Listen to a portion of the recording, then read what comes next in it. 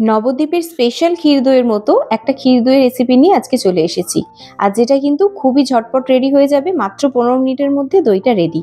আর আমাদের 8 থেকে 10 ঘন্টা আর অপেক্ষা করতে হবে না দই খাওয়ার জন্য।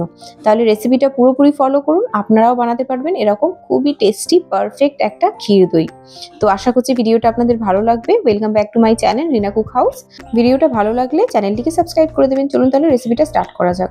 আমি প্রথমেই এখানে 2 কাপ মেজার করে জল নিয়েছি। এটা একটু গরম জল আছে, উষ্ণ গরম জল। তার মধ্যে 1 কাপ পরিমাণ গুঁড়ো দুধ দিয়ে দিলাম। এই গুঁড়ো দুধটা দিয়েই কিন্তু আজকে আমি দইটা বানাবো। এখানে কোনো লিকুইড দুধ ইউজ করব না।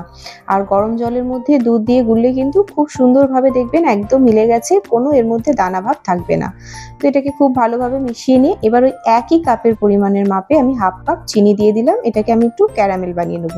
আর খুবই অল্প পরিমাণ জল এখানটায় দিলাম, কারণ জলটা না দিলে ক্যারামেলটা তৈরি হতে অনেক সময় লাগে, কিন্তু জলটা দিলে একটু তাড়াতাড়ি ক্যারামেলটা রেডি হয়ে যায়। তো এটা একটু সময় নিয়ে হাতে ধীরে ধীরে ক্যারামেলটা তৈরি করে নিতে হবে। আর যখন একটু কালার আসতে শুরু করবে তখন কিন্তু গ্যাসের ফ্লেমটাকে লো করে দেবেন, না তো কিন্তু পুড়ে গিয়ে তেতো হয়ে যাওয়ার চান্স থাকে ক্যারামেলটা।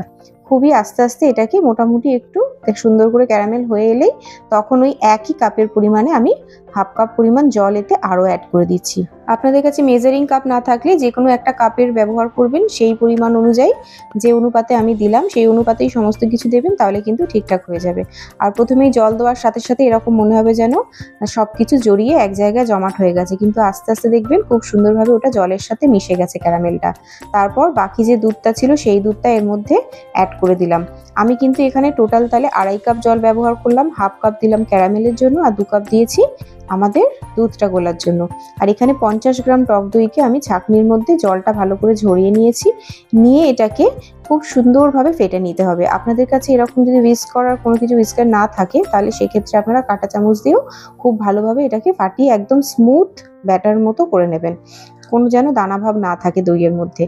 আর এদিকে দুধটাকেও কিন্তু অনবরত নাড়তে থাকতে হবে, যেন দুধের উপরে কোনো সর না পড়ে। আর পাশে যে সরগুলো জমছে সেগুলো আমি চামচ দিয়ে সঙ্গে সঙ্গেই নাড়িয়ে নাড়িয়ে কিন্তু ছাড়িয়ে নিচ্ছি। আর দুধটাকে ফুটিয়ে ফুটিয়ে 2.5 কাপ পরিমাণ থেকে এটাকে কিন্তু অর্ধেক পরিমাণে নিয়ে চলে আসতে হবে। তো দুধটা কিন্তু আমাদের রেডি হয়ে গেছে, ফুটে ফুটে একদম হাফ হয়ে গেছে। আর ওই দুধ থেকেই আমি 2-3 চামচ মতো দুধকে তুলে এই দইয়ের মধ্যে মিশিয়ে নিচ্ছি, যে টক দইটা আমরা আগে ফাটিয়ে রেখেছিলাম। একসাথে পুরোটা মেশাবো না, এটাকে খুব ভালোভাবে মিশিয়ে নিতে হবে দইয়ের সাথে, দুধটা যেন খুব ভালোভাবে মিশে যায়।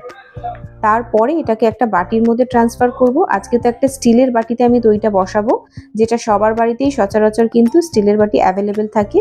তো সেইভাবেই আমি স্টিলের বাটিতে এটা দইটা বসাবো। দুধটা দেওয়ার পর টক দইয়ের সাথে যে দুধটা মিলিয়ে রেখেছিলাম দুটোকে একসাথে খুব ভালোভাবে মিশিয়ে নিচ্ছি। দিয়ে খুব ভালোভাবে এইভাবে মিশিয়ে নিতে হবে। আর একটু ভালো করে ফেটে ফেটে ফেটে এরকম ফেনা মতো করে নেবেন।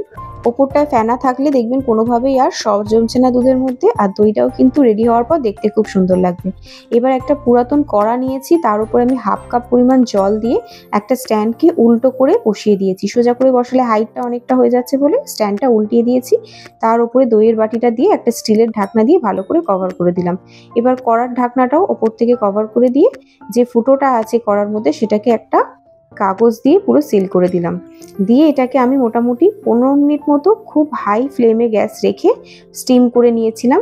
তারপর পুরোপুরি ঠান্ডা হয়ে যাওয়া পর্যন্ত অপেক্ষা করে ওই একইভাবে কিন্তু কড়ার মধ্যেই রেখে দিয়েছিলাম বাটিটা। আর এখন দেখতেই পাচ্ছেন আমি হাত দিয়ে বাটিটা ধরলাম, খুব সুন্দরভাবে কিন্তু ঠান্ডা হয়ে গেছে। আর এটাকে আমি আরও 1 ঘন্টা ফ্রিজে রেখে দিয়েছিলাম, কারণ মিষ্টি দই ঠান্ডা না হলে খেতে ভালো লাগে না। তো ফ্রিজে রাখার পর খুব ভালোভাবে ঠান্ডা হয়ে গেছে, আর দইটা দেখতেই পাচ্ছেন কত সুন্দরভাবে সেট হয়ে গেছে। আমি পুরো বাটি কাত করে দিচ্ছি, তাও কিন্তু দই পড়ে যাচ্ছে না। এবার আপনাদেরকে আমি কাট করে দেখাচ্ছি। ক্ষীর দইয়ের টেক্সচার দেখেই আপনারা বুঝতে পারছেন নর্মাল দই কিন্তু অনেক সিল্কি ভাব থাকে, আর ক্ষীর দইয়ের মধ্যে এরকম একটা ক্ষীর ক্ষীর ছানা ছানা ভাব থাকে, যেটা খেতে খুবই ভালো লাগে। আর গালের মধ্যেও যখন পড়ে দারুণ অপূর্ব এর স্বাদ।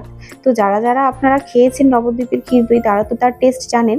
আর একবার যদি বাড়িতে নিজের হাতে বানিয়ে এরকম ক্ষীর দই খেয়ে দেখেন, তাহলে কিন্তু এই দইয়ের কাছে সমস্ত টেস্ট ফেল মনে হবে, আর বারবার তখন আপনাদের বানিয়ে খাওয়ার ইচ্ছা হবে।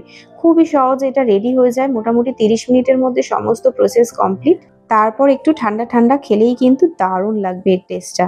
তো একবার হলো রেসিপিটা আপনারা কিন্তু অবশ্যই ট্রাই করবেন, আর আমাকে কমেন্টে জানাতে ভুলবেন না যে আপনাদের কেমন লাগলো এই দইয়ের রেসিপিটা।